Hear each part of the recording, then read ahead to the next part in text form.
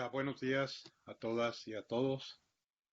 Los saluda Benjamín Temkin, profesor investigador en la Flaxo México y coordinador académico de la especialidad y maestría en política y gestión energética y medioambiental de la Flaxo.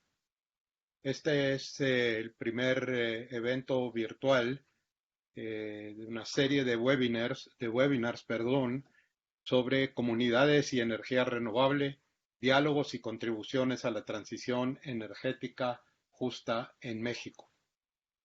Esta serie está organizada por SER, el proyecto SER, Comunidades y Energías Renovables y Energía Renovable.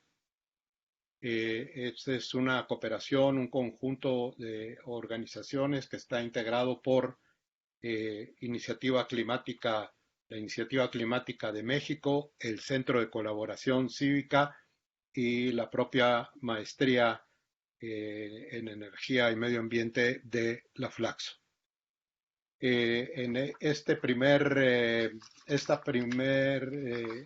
evento organizado por SER eh, eh, se realiza como parte de una serie de eventos que tienen el apoyo, una subvención de la oficina en México de la Agencia de los Estados Unidos para el Desarrollo Internacional, USAID.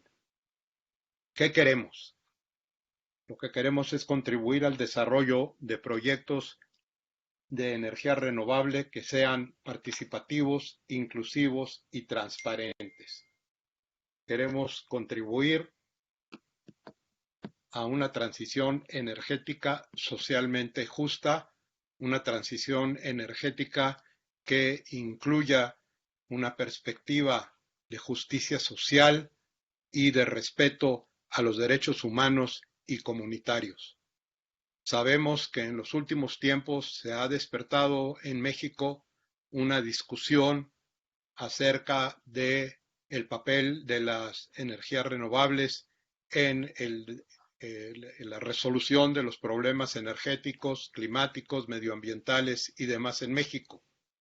Nosotros creemos que para combatir el cambio climático es necesario desarrollar energías renovables, reducir al máximo la dependencia en combustibles fósiles, pero entendemos también que al hacer esto debemos considerar los intereses, los derechos de las comunidades, de los individuos que son afectados por el desarrollo de estas energías renovables.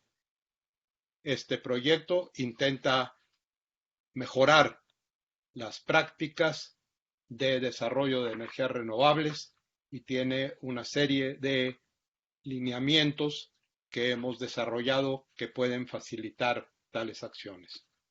Pues bien, en esta serie vamos a empezar con el webinar número 1, que es el que trata de la transición energética justa, perspectiva hacia la reducción de emisiones y la justicia social. Nuestros participantes, tenemos un foro de lujo. Los voy a presentar después en una semblanza un poquito más completa. Simplemente diré que nuestros participantes son Jorge Villarreal Padilla, director de Política Climática y de Transporte en la Iniciativa Climática de México; Joshua Rosenbuch, coordinador del portafolio de energía y director del programa de transición energética en México de la Agencia Alemana de Cooperación al Desarrollo Sustentable en México.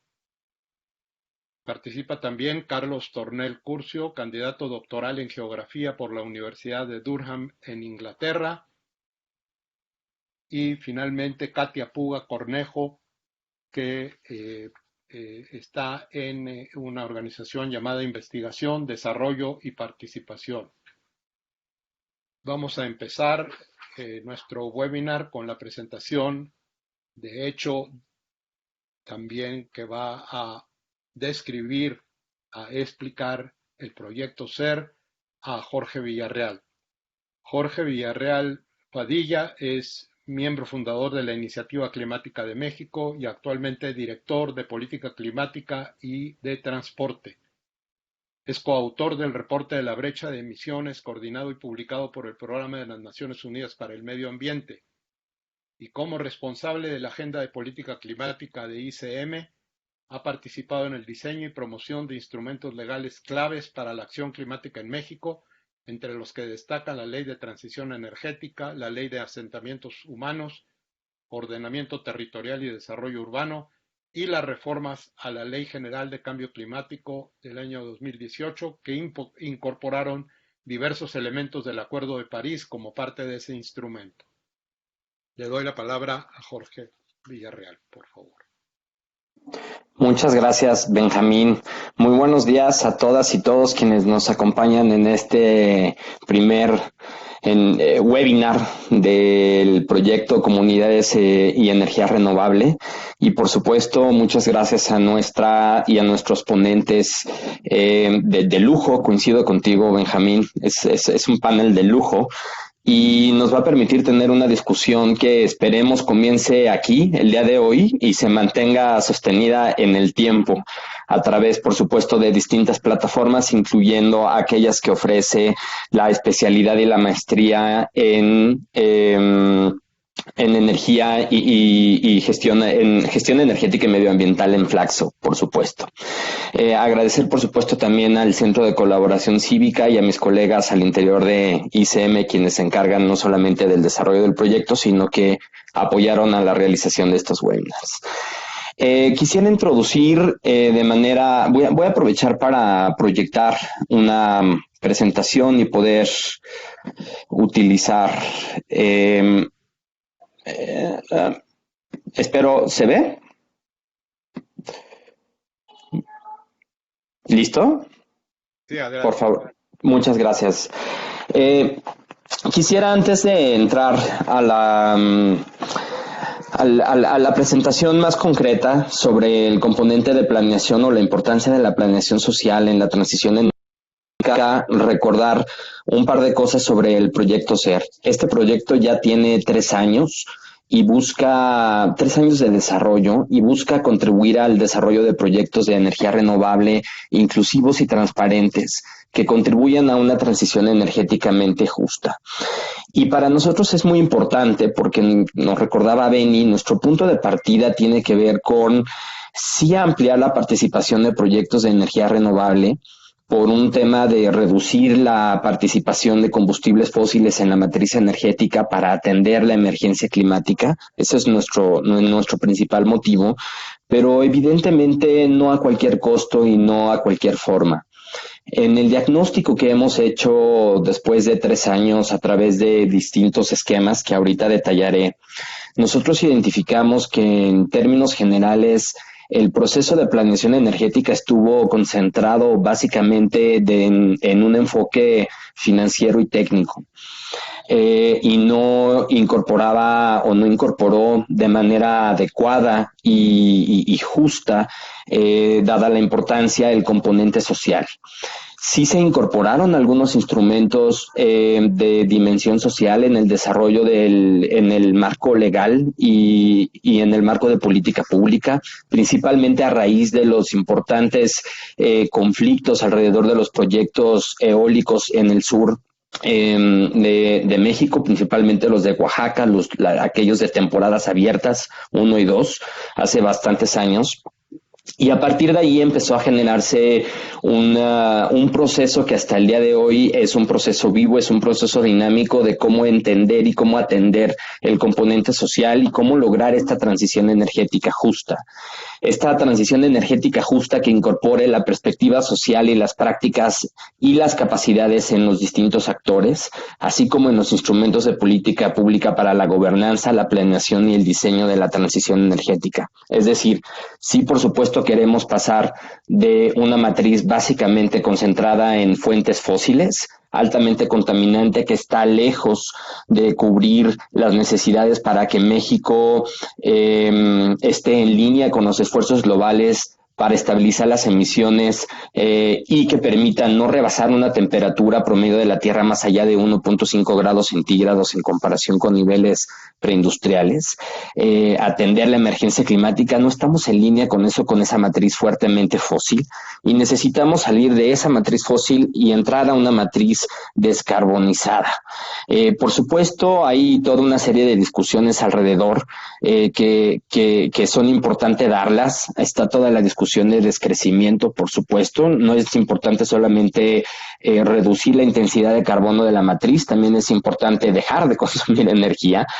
Pero eso es un proceso de discusión, es un proceso que tomará tiempo, y en medio de ese proceso que tomará bastante tiempo adoptar, asimilar, entender y transitar, bueno, tenemos proyectos y hay una emergencia y hay una prisa por reducir emisiones de gases de efecto invernadero, y también hay una necesidad energética, una demanda que satisfacer. Entonces, ¿cómo podemos hacerlo? Pues a través de energías renovables que tengan justamente esta perspectiva social, esta dimensión social en su desarrollo. ¿Cuáles son los fundamentos de la transición energética justa desde el proyecto de comunidades y energía renovable? Por supuesto, los elementos que se tienen que garantizar en la transición energética justa es la seguridad, es decir, garantizar el abasto de la demanda, la sostenibilidad, que la matriz energética sea de bajo carbono, y por supuesto el componente de equidad.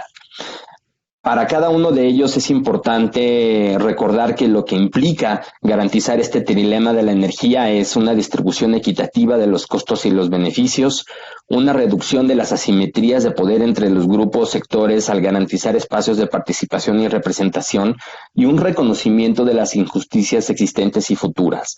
Es decir, desde nuestra perspectiva, el diagnóstico parte de que hay fuertes conflictos y fuertes tensiones alrededor del desarrollo de proyectos de gran escala, pero es importante entender que si bien no hay una explicación generalizada, porque cada una de las tensiones y de los conflictos tiene una lectura que amerita por su propia realidad y su propia circunstancia un análisis muy detallado in situ, en territorio, sí hay algunos componentes comunes. Lo primero es, hay unas asimetrías de información muy importante. El segundo es, hay una percepción importante de ausencia de mecanismos de planeación. Es más, hay una ausencia de mecanismos de planeación ex ante que incorporen los componentes sociales, los instrumentos de política pública como la evaluación del impacto social o la consulta indígena. Es importante que los tenemos ahora en pie. Es, creo que, una batalla que se ganó, que hay que fortalecerlo, pero son perfectibles. Entonces es importante observarlos y retroalimentarlos para que puedan cumplir bien su función.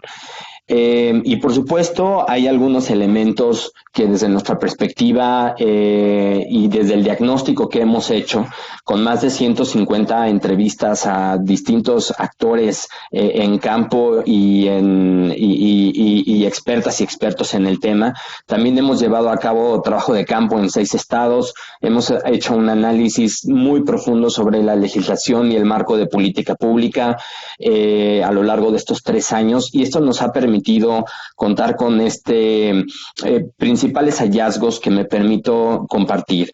El primero es que en la planeación sectorial energética y de proyectos de infraestructura, como mencionábamos, se han priorizado los proyectos y los aspectos técnicos, económicos y políticos por encima de las dimensiones sociales, ambientales y culturales. No se me olvida de ninguna forma en una de las visitas en campo que hicimos en Yucatán, que autoridades estatales y municipales nos comentaron que se enteraron de los proyectos de la subasta energética que se estarían instalando ahí en el estado a partir de los medios de comunicación, ¿no? Solamente para darnos una perspectiva de que no hay una conexión y no hay una planeación sectorial integral con los aspectos más allá de lo económico, lo financiero y lo técnico, ¿no? Esto se ha exacerbado evidentemente por la desigualdad en el uso y el acceso de los recursos, así como de los conflictos sociales en el territorio que no podemos obviar. Los mecanismos y los instrumentos existentes son insuficientes para garantizar un acceso un acceso y uso justo de los recursos naturales y socioeconómicos, y también carecemos de procesos participativos significativos durante las etapas de planeación y el diseño de los proyectos de infraestructura. Todo ese conjunto de distintos elementos pues ha evidentemente exacerbado o ha incrementado la tensión alrededor de los proyectos, principalmente de gran escala en el desarrollo de los proyectos de energía renovable, ¿no? Para atender esto, el proyecto de comunidades y energía renovable ha desarrollado 3 distintos instrumentos. El primero de ellos es todo un componente de fortalecimiento de capacidades, en donde se inscribe, por ejemplo, el diplomado sobre EBIS y consulta, que cada año en las instalaciones de Flaxo se lleva a cabo, bajo además la tutela de la propia institución. Ya vamos, creo que en el quinto diplomado, creo, perdón, debería de saberlo yo muy bien, pero ya estamos, creo, en el quinta edición del diplomado, y ha sido una experiencia extraordinaria. El segundo mecanismo es, por supuesto, la mejora de los instrumentos de política pública. Ustedes en nuestro sitio web, que al rato compartiremos, pero es proyectoser.org, pueden identificar y pueden acceder a nuestras propuestas de ajuste y recomendaciones de política pública. Y, por supuesto, el tercer componente, ninguno de ellos en orden de prioridad, es el componente de las prácticas y el componente de cómo garantizar, en ese sentido, la participación efectiva en la cadena del desarrollo de un proyecto. Y ahí nuestro documento estrella, que resume en mucha medida nuestro espíritu, son los lineamientos de participación energética, donde proponemos, lineamientos de participación en el desarrollo de los proyectos energéticos, donde proponemos de manera muy puntual en dónde atender. Pero atrás de estas 3 actividades, ¿en dónde nosotros nos paramos como Proyecto SER? ¿Cuáles son nuestros postulados? El primero de ellos es que consideramos que sí se debe de desarrollar los proyectos de energía renovable, pero en distinta escala y con distintos esquemas de propiedad. Es decir, no solamente enfocarnos a los proyectos de gran escala, que sí son necesarios, pero hay una complementariedad de otros proyectos en distintas escalas. Y este consorcio, por supuesto, explora, y algunas de las iniciativas que las distintas organizaciones que formamos parte de este consorcio desarrollamos buscan con mucho énfasis cómo garantizar o cómo identificar el modelo de desarrollo de otros esquemas de propiedad, entre ellos generación distribuida o propiedad colectiva. Creemos en ese sentido que es posible una gestión estratégica inclusiva de la energía que incluya los proyectos en distinta escala y diversos esquemas de propiedad para reducir emisiones de gases de efecto invernadero, ofrecer energía a bajo costo, atender la pobreza energética que está presente en 1/3 de los hogares en México, y avanzar en ese sentido hacia una soberanía energética nacional. No es posible que nuestra matriz dependa básicamente actualmente de los costos, principalmente de la matriz, dependan de la importación de los combustibles para poder generar electricidad. Desde una perspectiva de soberanía energética debemos de transitar a energías renovables que nos permitan tener costos marginales cero prácticamente en la operación. La planeación territorial y ecológica previa puede facilitar el desarrollo exitoso, inclusivo y transparente de los proyectos de energía renovable, y quisiera hacer énfasis justo en el punto de la planeación territorial y ecológica, porque es la planeación ex ante la que te permite recoger las necesidades y capacidades de los distintos actores en territorio para incorporar en una gestión participativa, efectiva, en donde todas y todos externen sus opiniones alrededor de las percepciones que tienen de los proyectos, pero también de sus necesidades y capacidades, y a partir de ahí generar estos diagnósticos que nos permitan incorporar esta visión de territorio en la planeación de un proyecto. Eso es un elemento vital. La transparencia y rendición de cuentas deben guiar la relación entre los actores que intervienen en el ciclo de un proyecto, y no estar como en un escenario previo donde existen asimetrías muy importantes de información entre los distintos actores. Este caso de los gobiernos estatales que se enteraban de los proyectos en medios de comunicación es un ejemplo solamente de eso. Y lo mismo operaba también para comunidades que se enteraban en medios de comunicación. Los proyectos de energía renovable también, desde nuestra perspectiva, deben de impulsar la participación colectiva amplia e incluyente. Sostenemos como proyecto SER una gestión, colectiva amplia e incluyente. Sostenemos que el rol de las mujeres y los hombres de las poblaciones locales y en comunidades en los proyectos puede y debe de cambiar para convertirse en aliados en un sentido amplio con el poder en la toma de decisiones sobre su territorio. Y esto implica una gestión colectiva de la energía alrededor de la planeación, y para poder garantizar esto no solamente hay que tener o reducir las asimetrías en la información, también hay que garantizar la participación efectiva, pero también garantizar en ese sentido la planeación previa que incorpore esto desde el origen en el diseño de un proyecto. La reducción de asimetrías de poder entre los diferentes actores es fundamental para el éxito en este nuevo relacionamiento, nueva convivialidad. También consideramos que los proyectos deben de detonar el desarrollo local. Consideramos que los proyectos deben de representar oportunidades de desarrollo local, asegurando la creación de valor para todas las partes. Todo proceso y política, en nuestra perspectiva, debe de llevarse a cabo con un enfoque en el marco de los derechos humanos, perspectiva de género y transformación positiva de los conflictos. ¿Cómo garantizamos un desarrollo local y cómo garantizamos oportunidades para asegurar la creación de valor y para todas las partes? Solamente si reducimos las asimetrías, si atendemos la planeación o la importancia de la gestión inclusiva y participativa en una etapa que arranca desde la planeación para reconocer esas capacidades y necesidades diferenciadas y, por supuesto, también fortaleciendo las capacidades de los distintos actores. ¿Cómo avanzar en ese sentido hacia una gobernanza que contribuya a la transición energética justa? En nuestra perspectiva, la transición requiere de políticas públicas e instituciones que incorporen de forma suficiente y adecuada la dimensión social. La planeación territorial y ecológica previa puede facilitar el desarrollo exitoso, inclusivo y transparente de los proyectos de energía renovable. Los instrumentos en ese sentido de ordenamiento territorial y ordenamiento ecológico son clave para poder operar una participación efectiva y una nueva gestión integral de los proyectos en territorio con una muy importante, con un énfasis muy importante en el componente de planeación. Los proyectos deben de representar oportunidades de desarrollo, lo que esto signifique para la población local, no para la chilangada que hace un análisis desde la Ciudad de México sobre las percepciones, sino para los actores en la localidad, asegurando la creación de valor para todas y todos. La evaluación del impacto social es un instrumento clave que debe, en nuestra perspectiva, de ser fortalecido para incluir procesos de participación significativa. La participación es un proceso dinámico y permanente, en nuestra opinión, y no puede restringirse a la aplicación de un mecanismo aislado, a una sesión concreta o a una elaboración de una guía metodológica, de ninguna forma. La participación efectiva es un fin y un medio, y en ese sentido hay que hacerlo operable. Nuestras propuestas de política pública, nuestros lineamientos de participación es nuestra contribución como Proyecto SER para poder operar justamente este principio, y los pueden ustedes revisar en nuestra página de internet proyectoser.org. Todos los actores, y con esto termino, deben de respetar el derecho al consentimiento de las poblaciones que usan y habitan el territorio en que se desarrollarán o se desarrollarían los proyectos, es decir, respetar el derecho a decir que no.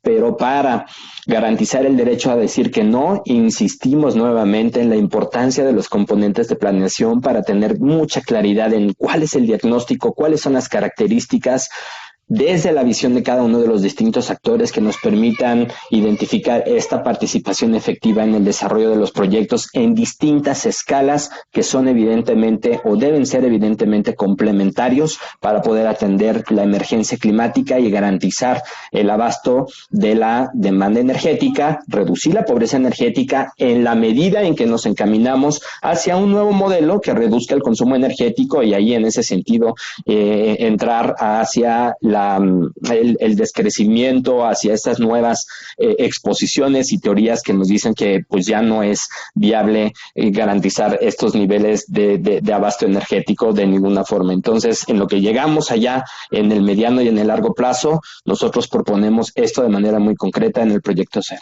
Muchas gracias. Muchas gracias, Jorge. Nuestro siguiente participante es Joshua Rosenbuch, que es coordinador del portafolio de energía y director del programa de transición energética en México.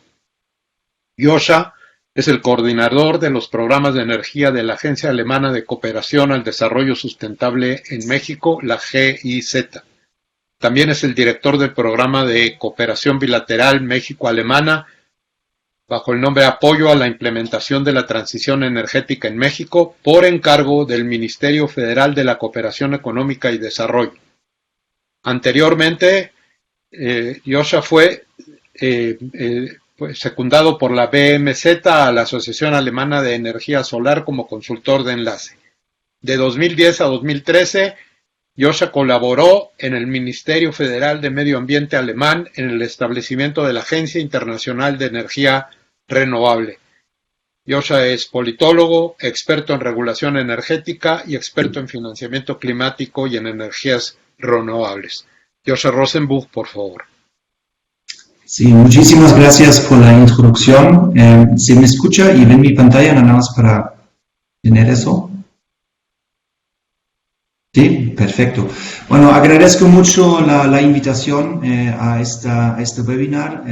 Agradezco la invitación a Flasco, al ICM, a CCC México y obviamente felicito a los desarrolladores en el contexto del proyecto SER, de lo cual ya estamos acompañando de alguna manera desde algunos meses y nos parecen muy relevantes las actividades que también Jorge nos acaba de presentar. Yo, como ya se ha dicho, represento la cooperación alemana en el sector de energía. Implementamos por encargo del gobierno alemán varios proyectos en el sector energético con el objetivo de fomentar, digamos, un desarrollo sustentable del sector energético. Y hoy voy a practicar desde la perspectiva nuestra que tenemos sobre el concepto de la transición justa y participativa.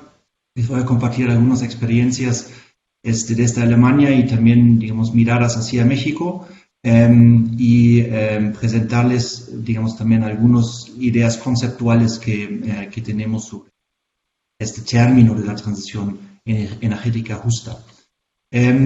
Voy a continuar nada más con una breve introducción. La GIZ en México, en el área de energía sustentable, estamos aportando a los objetivos de desarrollo sustentable, principalmente al objetivo 13, acción por el clima, es decir, todos nuestros proyectos tienen como objetivo de reducir las emisiones, actuando en el campo de energía, por eso el objetivo 7 de energía asequible es muy importante.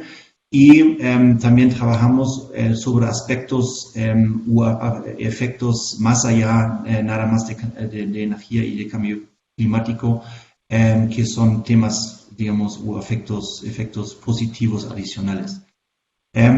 La perspectiva que tenemos es que estamos apoyando a una transformación positiva del sector de energía en México hacia un sector más sustentable, con la perspectiva de reducir emisiones, pero también fomentar el desarrollo sustentable en sus, digamos, aspectos más amplios, social, ecológico y económico.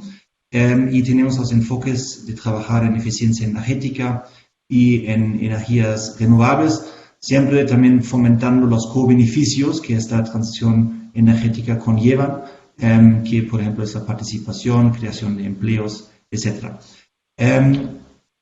Nuestros, digamos, rectores principales, como ya había dicho, es principalmente alcanzar o apoyar alcanzar los objetivos de desarrollo sustentable de las Naciones Unidas, al mismo tiempo comprometido con los compromisos que todos los gobiernos del mundo han, digamos, firmado en los acuerdos, en el Acuerdo de París.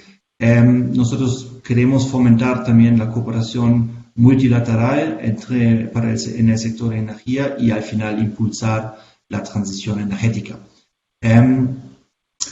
Entrando en esta temática de la transición justa, desde nuestro punto de vista es un concepto que, digamos, reconoce la necesidad de una justicia en el marco de esta transición entre países, regiones y trabajadores que sean afectados negativamente por las consecuencias de la transición.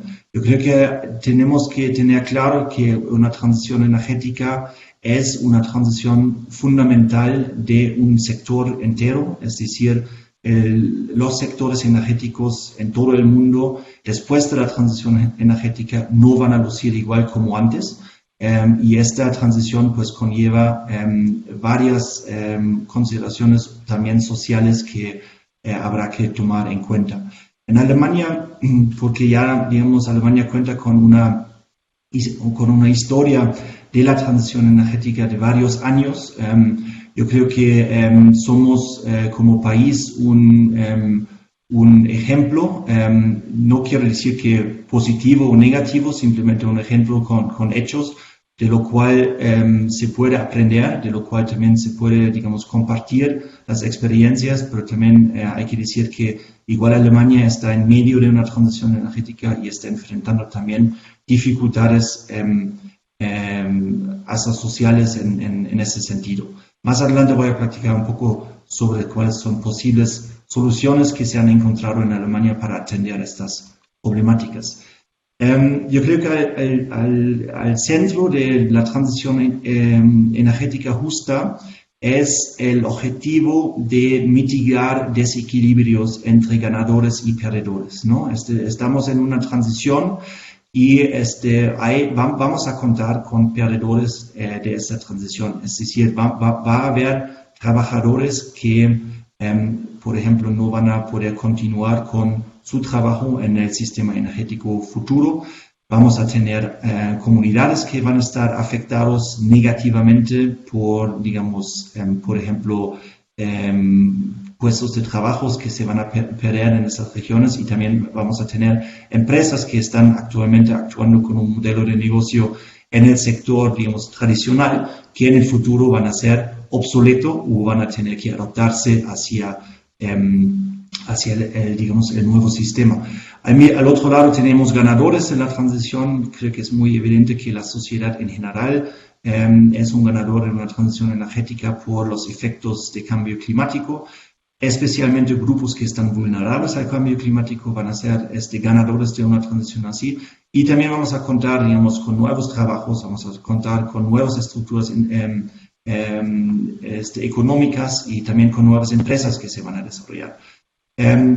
Lo que es importante, creo que hay que reconocer que todos los grupos afectados, tanto negativo como positivo, tienen un interés legítimo en el proceso y en diseñar y ser parte de este proceso, ¿no? Por una parte, para mantener su situación socioeconómica, o por otra parte, mitigar los riesgos de pérdida de medios de subsistencia, como impactos del cambio climático o de la misma transición.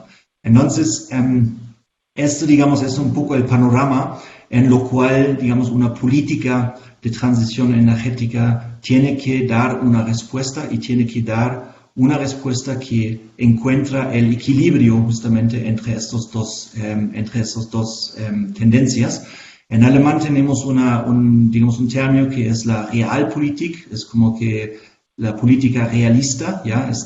Que obviamente necesita integrar todas estas dimensiones. Por una parte, atender los reclamos legítimos por los que están enfrentando una situación en donde pueden pelear por esta transición, y ofrecer también nuevas perspectivas y oportunidades. Y por otra parte, también en, digamos, el nuevo mundo energético, asegurar de que estándares, por ejemplo, estándares de trabajo decente que se han ganado en los últimos años a través de una, digamos, lucha por parte del movimiento de sindicatos, por ejemplo, pues no se pierden en este nuevo mundo, ¿no? Entonces hay que justamente buscar este equilibrio. De nuestro punto de vista, hay algunos elementos claves para una transición justa. Primero, se tiene que encontrar un marco de políticas integral. Es una dinámica muy compleja, que tiene aspectos en todos, digamos, en muchas dimensiones. y una respuesta de la política tiene que ser integral y atender a estos las diferentes dimensiones. Al mismo tiempo, está también muy importante fortalecer el diálogo social y significativo, es decir, relevante, con y entre los afectados y vulnerables. Al final, ese es un proceso de negociación, de mi punto de vista, de negociación entre toda la sociedad, y entonces el diálogo social es muy evidente. Y creo que es también muy relevante de reconocer de que hay una necesidad de atender, de reconocer la equidad entre países, regiones y trabajadores que se verán afectados de manera desproporcionada.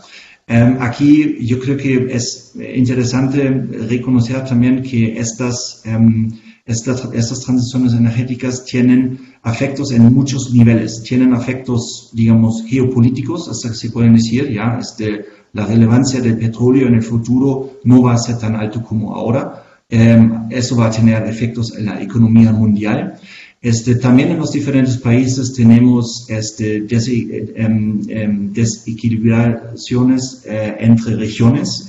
Hay regiones que ganan más, digamos, por una transición energética y algunos que pierden. Así que también hay un aspecto territorial adentro de los países.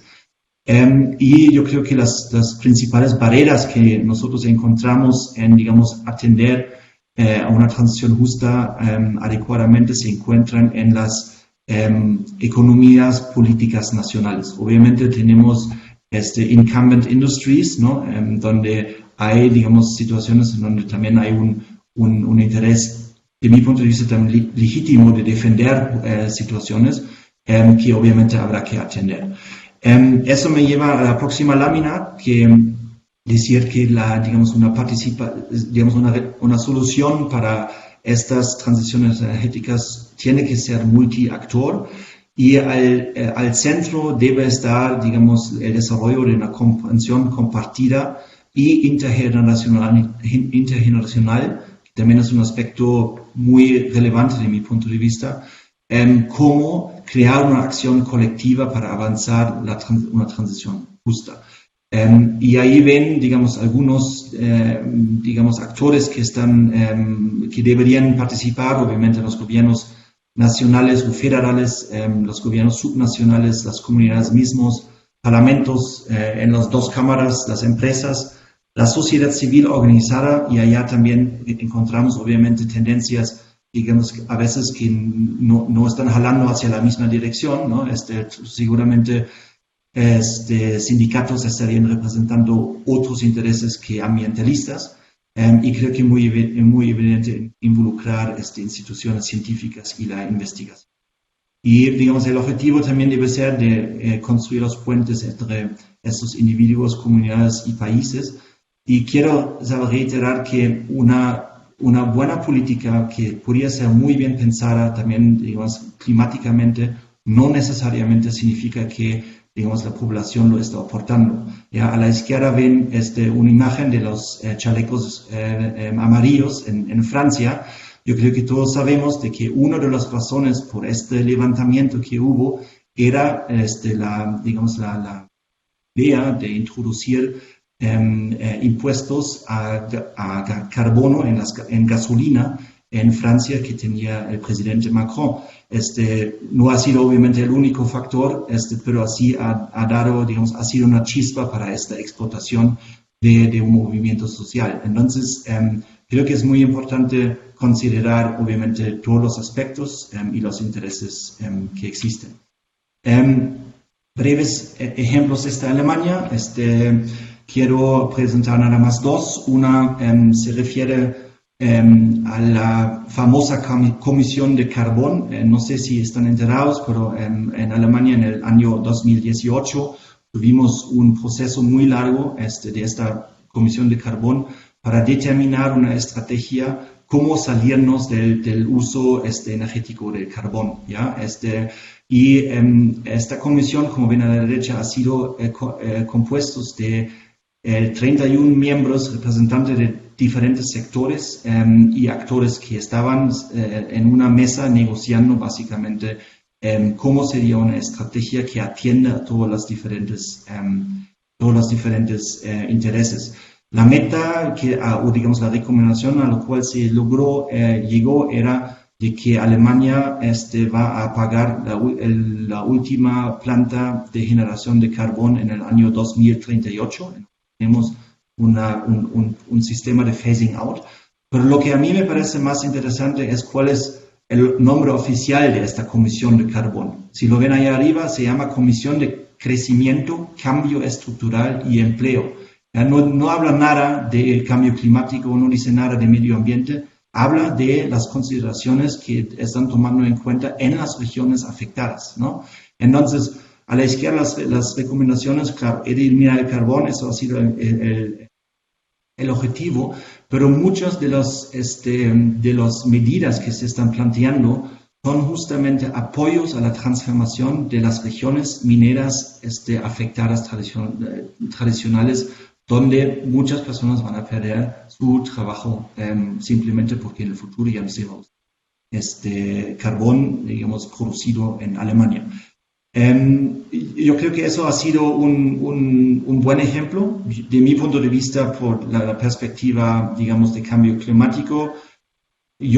A mí me hubiese gustado de que esta fecha es mucho antes, no en 2038, sino, no sé, en 2028 tal vez. Pero yo creo que es un buen ejemplo cómo se puede negociar este tipo de acuerdos para una transición justa. Ahora, yendo a un lado completamente diferente, que esta vez un poco más el aspecto que también nos practicó Jorge anteriormente, son prácticas que en Alemania se están desarrollando a nivel municipal para el desarrollo de nuevos proyectos de energía renovable, ¿no? En este caso, parques eólicos. Ahí, digamos, contamos con instrumentos que justamente aseguran una participación de la comunidad local y de los municipios. Tenemos ciertos mecanismos de consulta y hasta referéndum de voto antes, digamos, de la construcción de parques eólicos. Nuestros municipios tienen una gran determinación sobre el uso del espacio, entonces por allá existe la posibilidad hasta de veto, ¿no? De que no queremos este parque acá.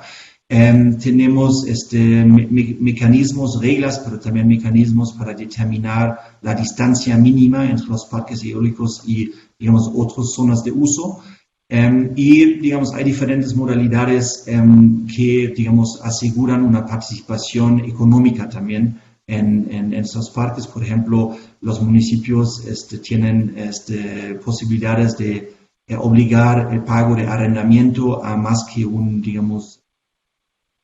dueño de la tierra, y también hay modelos en los cuales los mismos generadores de energía eléctrica ofrecen tarifas más baratas a la comunidad local. Otra, digamos, referencia desde Alemania son las cooperativas energéticas. Creo que contamos en total con unos 600 cooperativas energéticas en Alemania que permiten la participación de la ciudadanía en proyectos de mediana escala, diría, en su comunidad. Básicamente hay diferentes modelos como se está haciendo. Principalmente hay una vinculación con el municipio y, digamos, es una situación en donde todos están básicamente ganando. Se genera energía limpia en el municipio que también se puede aprovechar directamente, y la ciudadanía tiene una participación hasta económica en este tipo de proyectos. Aquí hay un ejemplo de una cooperativa que creo que es ejemplar para muchos otros. Bien, eso, para terminar, nada más mencionar de que existen diferentes, digamos, iniciativas a nivel internacional que fortalezcan o promueven el diálogo multiactor. Yo creo que es muy, muy importante. En Europa contamos con una plataforma de regiones europeas de carbón en transición, así que ahí se está organizando un intercambio entre las diferentes regiones europeas que justamente están en un proceso de transición por la transición energética, por la descarbonización. Esa es una cosa. Otra alianza mundial donde también México es miembro es la Powering Past Coal Alliance, que de mi punto de vista también es una muy buena plataforma para tener los diálogos sobre cuáles son políticas adecuadas, cuáles son las experiencias que se han desarrollado en otros países para sobrepasar justamente los desafíos allá. Yo creo que últimamente vimos las noticias de, digamos, la compra de carbón por parte del CFE, aquí del carbón nacional, y, digamos, las implicaciones en empleo que conlleva la cancelación, por lo menos lo que se ha comunicado por parte del proveedor. Creo que son casos muy evidentes de una transición justa, ¿no? Donde hay mucho espacio de discusión, de aprendizaje. Por último, la declaración de Silesia en el marco de la última COP en Katowice, en Polonia. Ahí, como país anfitrión, Polonia lanzó esta declaración. Si estoy bien informado, México también se ha suscrito a esta declaración que justamente trata de atender los efectos negativos hacia las comunidades, etcétera, de una transición. También quiero mencionar de que los colegas del Reino Unido, a través de sus actividades en UK Pact, creo que están iniciando actividades en este sentido de trabajar en el tema de transición justa, también incluyendo a México. Así que creo que es un tema que requiere mucha discusión en México, y buscar, digamos, el modelo de la transición justa mexicana va a ser un desafío. Como último, referencia a algunas actividades que estamos haciendo. Yo creo que fomentar una transición justa es un mosaico de muchas medidas y actividades. Nosotros estamos, creo que, metiendo o aportando con algunas piezas. Trabajamos sobre el tema de la vivienda social y eficiencia energética. Tenemos el tema de cooperativas energéticas que estamos impulsando. Trabajamos con la banca de desarrollo para desarrollar medidas para integrar riesgos sociales y ambientales en el financiamiento. El tema de la generación distribuida colectiva es algo que también, digamos, nos gustaría promover, y el tema de la gestión de energía a nivel municipal para también fortalecer las competencias locales. Esos son algunos puntos. Yo creo que podría nombrar más, pero por el tiempo agradezco mucho su atención. Les dejo aquí los contactos y también nuestra página web si gustan conocer más. Y también tenemos una cuenta Twitter. Así que muchas gracias. Muchas gracias, Joshua. Ahora tenemos la participación de Carlos Tornel. Carlos Tornel es candidato doctoral en geografía por la Universidad de Durham en Inglaterra, licenciado en Relaciones Internacionales, y cuenta con 2 maestrías. Una en Inglaterra, un poquito menos importante que la segunda, no es cierto. Tiene en Inglaterra por el London School of Economics una maestría en regulación y política ambiental, y tiene también una segunda maestría de la cual nos sentimos muy orgullosos, que es la maestría en política y gestión energética y medioambiental de la Facultad Latinoamericana de Ciencias Sociales de Flaxo, México. Carlos es egresado y le damos la bienvenida. Ha trabajado en diversas organizaciones de la sociedad civil y movimientos sociales. Voy a ahorrar un poco en la presentación para apurarnos un poco porque estamos un poquito presionados con el tiempo. Adelante, Carlos, por favor. Muchas gracias, Benny. Siempre un gusto estar, aunque sea virtualmente, con ustedes en Flaxo, y a mis colegas del CCC y la Iniciativa Climática de México por la invitación. Nada más, sí pueden ver mi pantalla, ¿verdad? Sí, ¿verdad? Sí, Sí, perfecto. adelante. Gracias por la confirmación. Bueno, yo voy a hablar un poquito más me voy a echar un poquito para atrás a discutir un poquito el tema conceptual de por dónde va la transición energética. Creo que es una discusión que tenemos que tener. Creo que el momento, recordemos, estamos en un momento de pandemia, estamos en un momento en donde todos los procesos políticos, el modelo neoliberal al que estábamos acostumbrados a habitar está desmoronándose, se cae a pedazos. Y creo que en ese contexto la discusión que tenemos que tener alrededor de la energía es igualmente pertinente cuestionarla desde su fundamento, ¿no? En un fundamento que está basado en el crecimiento, en el modelo de desarrollo, que lo que ha creado es más desigualdad y más injusticia. Entonces creo que es un momento fundamental. Yo agradezco la invitación para participar y a dialogar con ustedes este momento tan interesante para estar hablando del sector energético. Bueno, yo hago una breve reflexión. Mis colegas han dado una visión bastante general, pero yo nada más enfocarme en unas cuestiones muy puntuales de la transición energética a nivel global.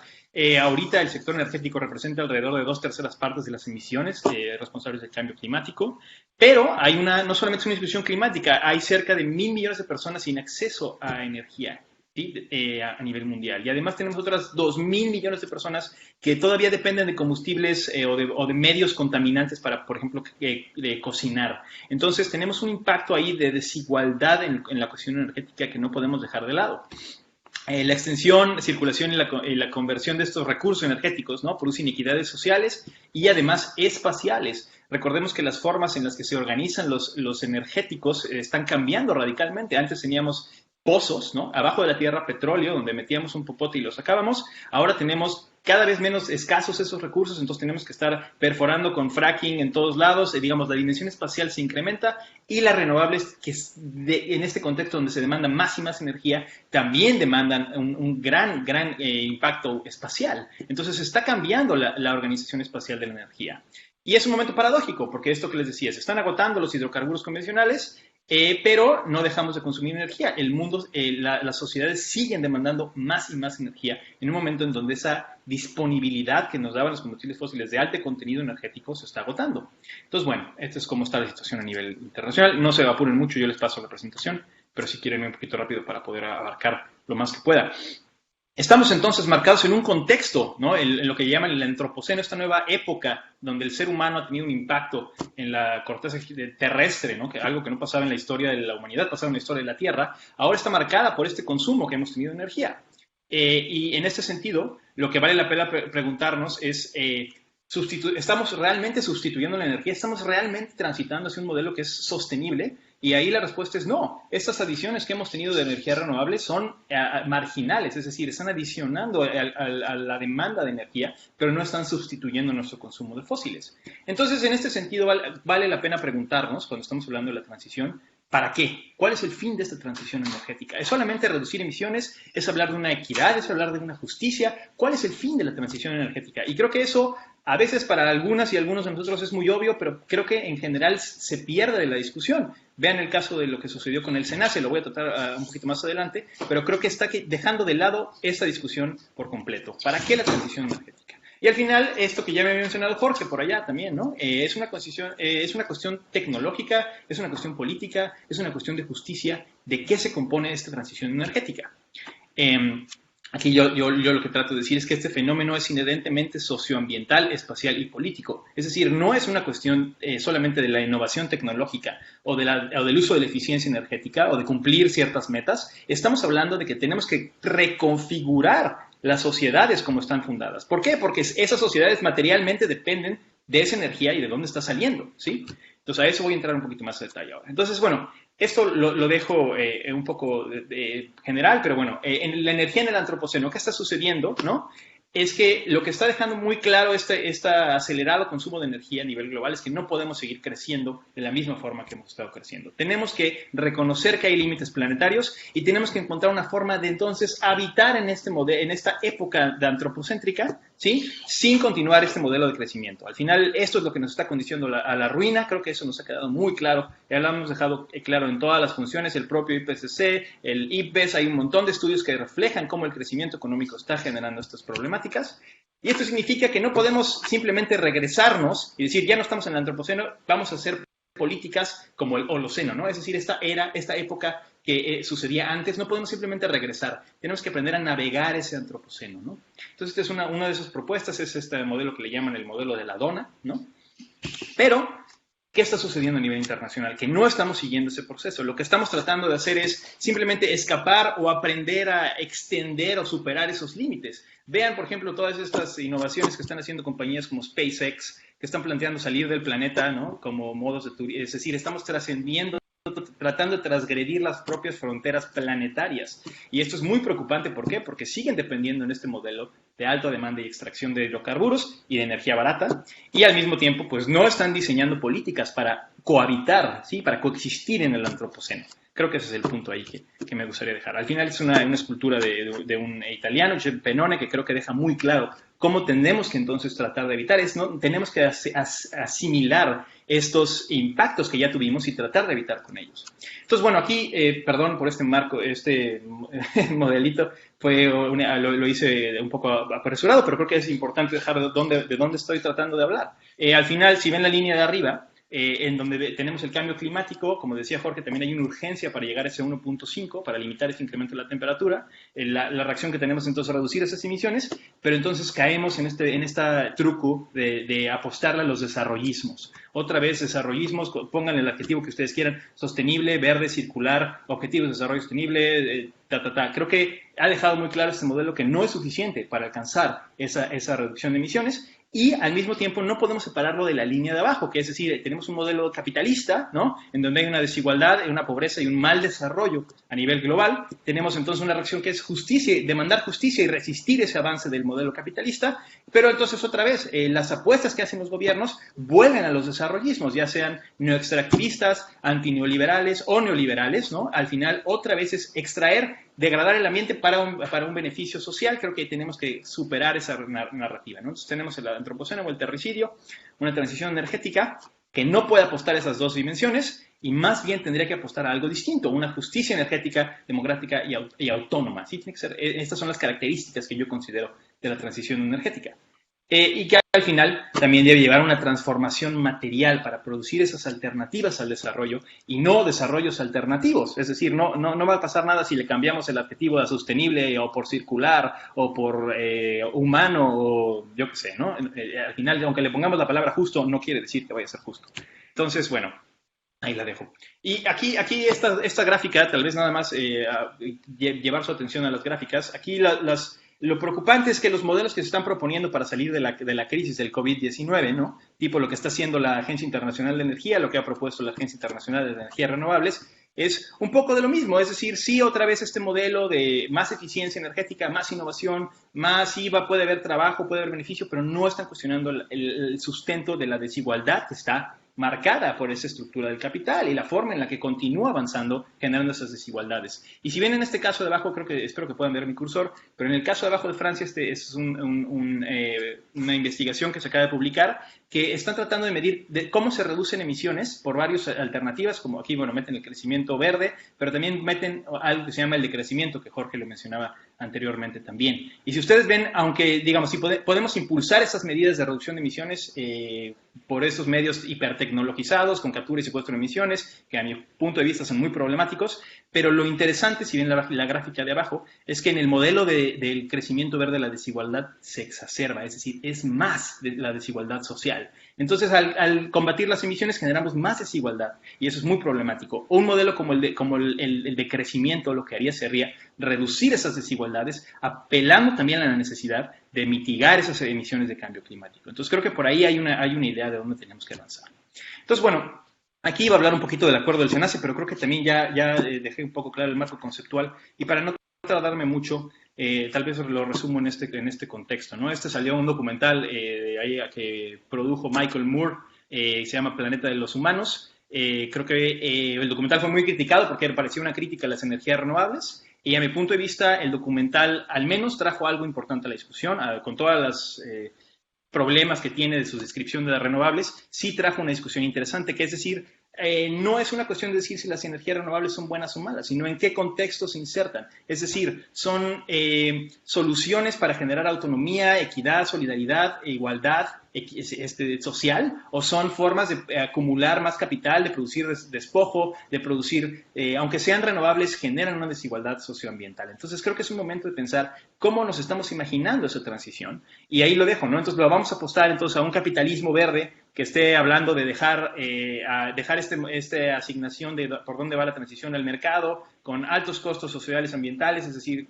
solamente pensando en la parte tecnológica financiera, como lo hacían las subastas o los certificados. Vamos a hacerlo a través de una individualización de la responsabilidad. Por ejemplo, es que la solución es que todo el mundo tenga un auto eléctrico y pueda tener un Powerwall de Tesla en su casa para generar y almacenar energía. Pues no, al final ese modelo también implica que no hay una solidaridad, una justicia social de por medio, y es más bien quien pueda pagarlo lo paga, ¿no? Y creo que también es problemático. Y el propio modelo de cómo estamos tratando de atenderlo socialmente también es muy limitado, al menos en México, como está inscrito en la ley ahora. Los modelos de la EBIS, la evaluación de impacto ambiental, la consulta, creo que son instrumentos que, aunque tienen una buena intención de tratar de reducir esos impactos, al menos ahora terminan legitimando este avance del modelo extractivista o de acumulación y despojo, y como decía Jorge también en su presentación, terminan no reconociendo que la gente a veces dice que no o que no quiere, ¿no? Entonces creo que es un modelo que debe tener esas características y que puede cambiar en alguna de esas formas, ¿no? Entonces, bueno, ¿qué podemos recuperar de esta discusión? Creo que al final hay una necesidad en México, ya hablando del contexto mexicano, de invertir en el sistema eléctrico. Esto es ni el modelo de la 4T ni los modelos neoliberales anteriores que la predecieron están haciendo, ¿sí? Tenemos un Estado que no ha invertido en el mejoramiento para incrementar la participación de las energías renovables y no podemos dejarlo de la discusión. Al final, las discusiones que estamos teniendo con el acuerdo SUNACE, con toda esta discusión energética, no están considerando el cambio climático en el proceso de toma de decisiones, ¿sí? Estamos hablando sola y únicamente de cómo traemos un beneficio social o cómo reducimos el impacto, pero tenemos que poner que el cambio climático sigue avanzando y que tenemos que atenderlo reduciendo esas desigualdades socioambientales. Hay un declive de la producción de hidrocarburos. Si ustedes leen, por ejemplo, el Plan Sectorial de Energía, aunque trae ahí una meta de más participación de renovables, sigue hablando de volver a incrementar la extracción de combustibles fósiles, de incrementar la producción de refinación. Pues eso no tiene sentido. Estamos superando esos límites planetarios. No tiene sentido volver a hablar del uso de hidrocarburos, que además están en declive y son más problemáticos de sacar. Y bueno, hay esto que les decía, tiene características espaciales, políticas y socioambientales, no solamente tecnológicas y financieras. Entonces, ¿por dónde lo tendríamos que estar discutiendo? Por energía, creo que tenemos que hablar de justicia, tenemos que hablar de democracia y de soberanía, es decir, una tercera vía. Lo que necesitamos es un desarrollo alternativo, sino no alternativos al desarrollo, eso ya lo había mencionado, es una frase de Escobar. Pero en ese contexto de desigualdad tenemos 36% de los hogares en México que habiten en algún grado de pobreza energética, ¿sí? Mientras que el sector representa el 70% de las emisiones. Es decir, estamos consumiendo mucha energía, pero de forma muy desigual. Hay una concentración de quién consume y para qué energía que no estamos teniendo y creo que debemos tener. Ese mismo modelo tiene un alto costo socioambiental, como ya también lo había dicho, pero aquí lo pongo con algunos datos, ¿no? El Environmental Justice Atlas o el Atlas de Justicia Ambiental reporta 118 casos, ¿no?, con conflictos socioambientales en todo el país. Por ejemplo, el propio SEMDA, el Centro Mexicano de Derecho Ambiental, registra 500 ataques contra defensoras y defensores ambientales, que hay conducido 83 muertos del 2012 al 2019. Es decir, tiene un alto costo en la expansión de estas fronteras de mercancía. Y pues al final, esta transición que está reconfigurando el espacio, también a nivel global está llevando a más de estas problemáticas, ¿no? Entonces, bueno, ahora le entro un poquito a la discusión de justicia y por dónde la veo, ¿no? Creo que hablar de justicia es entonces hablar de estas dimensiones materiales, de esta transformación que tiene que venir desde el sustento material para generar esas alternativas al desarrollo, ¿no? Al final es una cuestión fundamentalmente espacial, social y política, que tiene que ver con esa reducción de consumo y una generación de equidad de energía. Tenemos que recordar que nuestra relación con el uso de energía es también la principal forma que tenemos de mediar con el medio ambiente. Entonces, si queremos atender el cambio climático, la pérdida de especies, todas estas problemáticas ambientales que son propias del antropoceno, tenemos que hacerlo también desde la perspectiva de la energía. Y esto es, al final, ¿no?, también es el sustento material del capitalismo. Entonces, si el capitalismo está fundado en esta energía barata de gran consumo, que es de los combustibles fósiles, pues no podemos suponer que ese modelo va a continuar solamente con energías renovables. Y al final, pues esto, no todos nos podemos desarrollar igual, de la misma forma, no todos podemos vivir en suburbios, con el jardín, con el coche, con todos estos consumos que requieren mucha energía para sostenerse. No hay suficiente espacio en el planeta, literalmente, ¿no?, para atender ese proceso. Entonces tenemos que transformar eso. Y me voy a mover un poquito rápido, aquí ya no lo voy a entrar porque ya se me está acabando el tiempo, pero tal vez nada más me voy un poquito más a las propuestas que me gustaría dejarles. Esto se los comparto. ¿Cómo veo yo que viene una democratización del sector energético? viene con estas características del lado izquierdo que tienen que ver con la justicia, es decir, con quién puede participar, cómo, que también Joshua y Jorge ahorita lo retomaban. Hay un reconocimiento de las desigualdades que se han producido por ese modelo de uso y generación de energía, y también hay una distribución de beneficios que tenemos que tener. Pero del otro lado también está la otra parte fundamental, no solamente son esas 3 características, sino son estas otras 4 características que tienen que ver con un modelo de descentralización, es decir, dónde estamos generando, para quién. Estas de las cooperativas alemanas, por ejemplo, es un excelente ejemplo de quién tiene el control de cómo se genera esa energía y para quién decide cómo se genera y para qué. Eso es fundamental, ¿no? Hay una politización de las comunidades, en su autonomía, en su capacidad de decir sí o no, pero también en su capacidad de diseñar el modelo y el consumo y la forma de consumir energía. Hay un diseño, ¿no?, de la propiedad pública y comunal, en donde tenemos un Estado que empieza a invertir en la transformación del sistema a través de la modernización del mismo, pero donde hay una autonomía de las comunidades para generar su propia energía. Entonces, no es el modelo estatista que estamos apostando ahorita en México, ni es regresar a un modelo en donde el mercado y la subasta son las soluciones. Es un modelo que le da autonomía y soberanía a las comunidades rurales y urbanas, ¿no? Y al final es una dimensión espacial en donde consideramos el impacto digamos, que tiene el uso de las renovables, pero apostamos más a pequeña escala, a descentralización, a proyectos que tienen control a la escala, digamos, humana de las comunidades y que no apuestan solamente a estos mega desarrollos, ¿no? Entonces, bueno, perdón que aquí me extendí mucho, pero simplemente lo dejo aquí en algunas propuestas y ya con esto termino. Creo que tenemos que reconocer que la energía debe ser considerada un derecho. Si ustedes ven lo que están haciendo los sindicatos por la democratización de la energía a nivel internacional, están hablando del derecho a la energía y están hablando de la necesidad de desmercantilizar, ya se me acabó el tiempo, el uso de la energía y más bien hablar de un derecho, ¿no?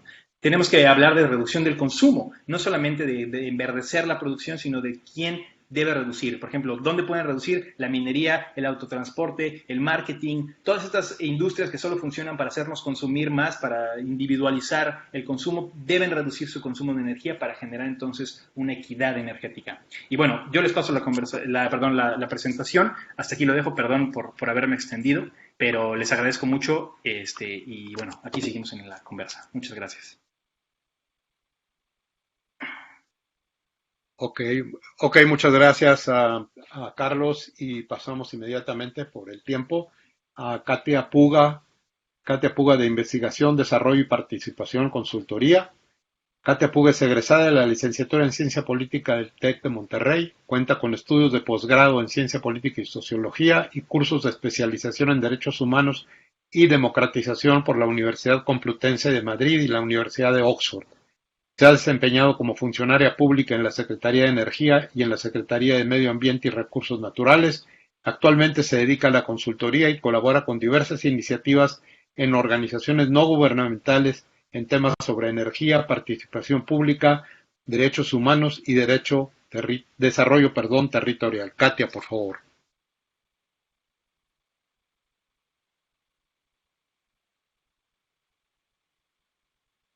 Prende tu micrófono, Katia.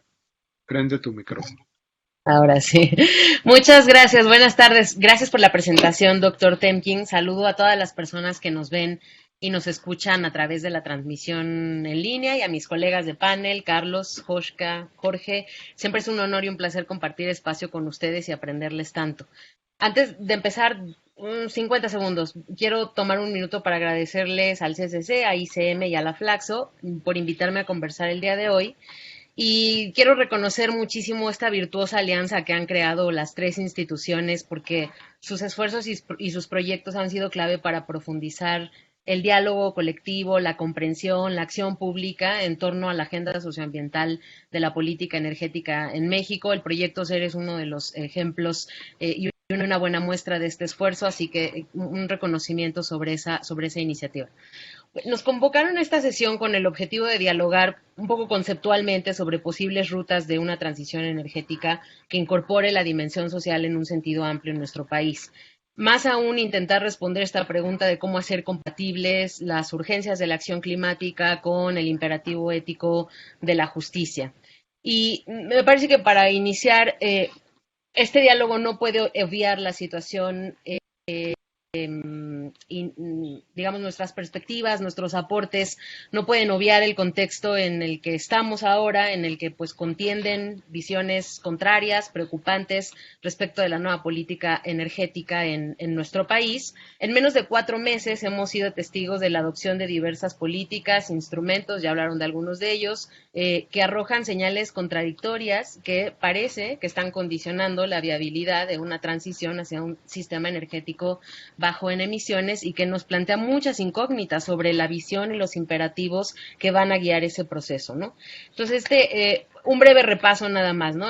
En febrero de 2020 iniciamos el mes con una publicación en el DOF de la estrategia de transición para promover el uso de tecnologías y combustibles más limpios, que está respondiendo obviamente al mandato establecido en la Ley de Transición Energética, y ahí más o menos estábamos entendiendo de qué iban, ¿no? Los objetivos, las estrategias que parecía que se estaban planteando justamente en materia de transición energética, y luego un par de meses más tarde, en abril y en mayo, pues se ponen en la mesa tanto el acuerdo del SENACE como luego la política que versaban sobre los temas de confiabilidad, seguridad, continuidad y calidad en el sistema eléctrico nacional.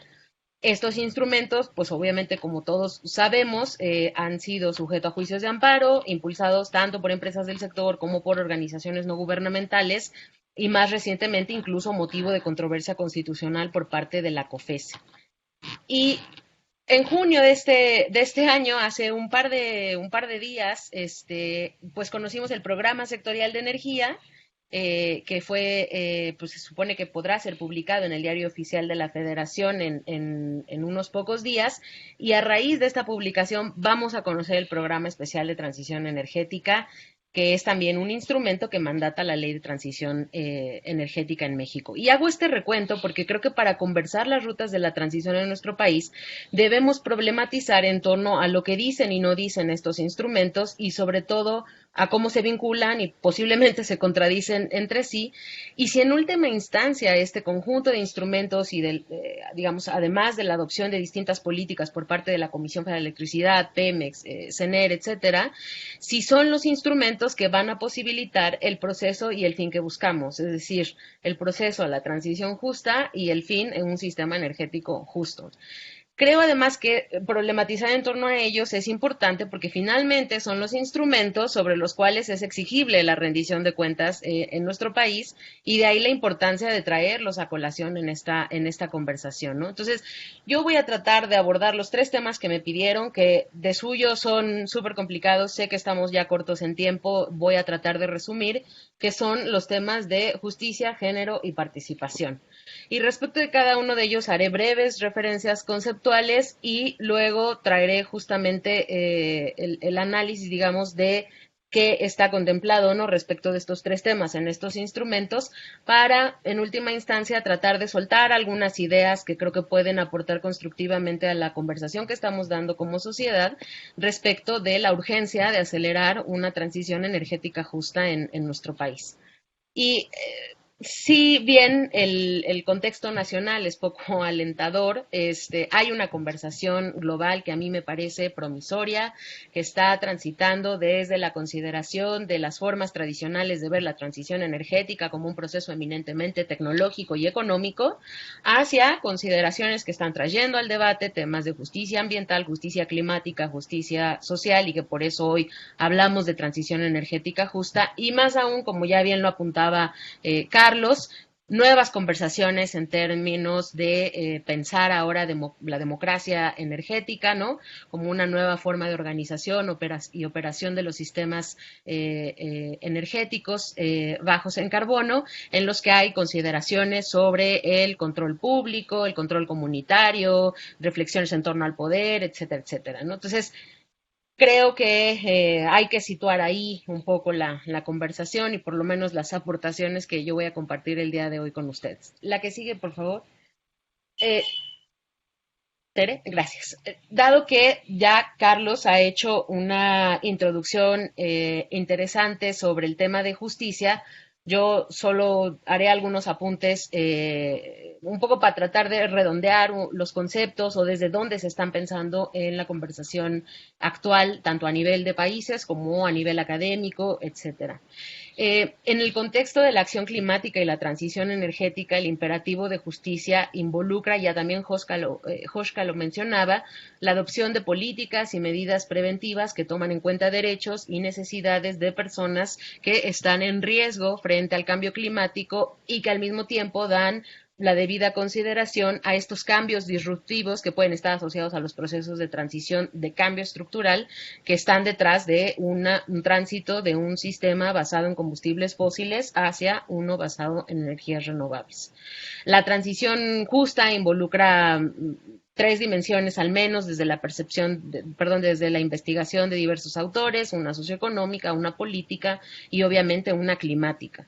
Y respecto de estas tres dimensiones, pues se han planteado, sobre todo en la conversación en el marco de las discusiones, por ejemplo, que están llevando a cabo los sindicatos que están trabajando temas de transición energética justa, se está hablando de principios operativos que cubren elementos como el trabajo decente, la equidad y la inclusión social, la igualdad de género, la participación pública, el respeto de los derechos humanos, la buena gobernanza, etcétera.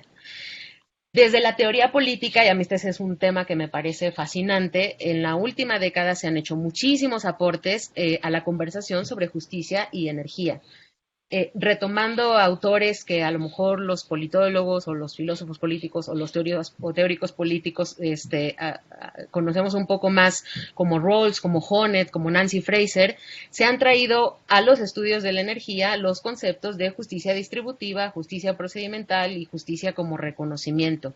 Y yo les quiero compartir, solo para redondear este concepto de qué hablamos cuando hablamos de justicia energética, una propuesta que hace un autor recientemente ha publicado un libro sobre el tema de justicia, Benjamin Sovacool, que un poco lo que plantea es que una transición energética justa involucraría decisiones que nos permitirían concentrarnos en un conjunto de temas. Por un lado, la disponibilidad, es decir, el hecho de que las personas merecen recursos energéticos suficientes y de calidad. Por otro lado, la asequibilidad, es decir, que las personas, incluidas aquellas que están en situación de pobreza, no deben destinar más de 10% de su ingreso en los servicios energéticos. Debido proceso, información, sostenibilidad, equidad intrageneracional e intergeneracional y responsabilidad. Cuando hablamos de justicia en la transición energética, también estamos hablando de estas dimensiones. Entonces, digamos, en la visión de cómo integramos el imperativo de justicia como un imperativo ético en las reflexiones y en las propuestas de política pública que se van a hacer para la transición en México, estos, digamos, son algunos focos conceptuales orientadores. Yo me voy a concentrar, considerando estos elementos conceptuales, me voy a concentrar en dos, que tienen que ver con la justicia procedimental. Desde la visión de debido proceso voy a hablar sobre participación y transición energética, y desde la justicia distributiva y reconocimiento voy a hablar del caso de género y transición energética. Entonces, la que sigue, por favor. Ok. ¿De qué hablamos cuando hablamos de participación en la transición energética? Tradicionalmente, y estas conversaciones, me encantó escuchar lo que planteó Jorge alrededor de la iniciativa SER, porque reflejan ya varios de los elementos que a lo largo de muchos años se han estado discutiendo en el grupo interesado en estos temas. Ya no solamente estamos hablando de la representación y la participación de la sociedad en los procesos de toma de decisiones, estamos hablando de cómo las dinámicas de poder determinan esa representación y esa participación. Estamos hablando también de cómo existe un derecho humano de participar directamente en la toma de decisiones de cuestiones que nos afectan a nivel de políticas, programas y proyectos en lo concreto.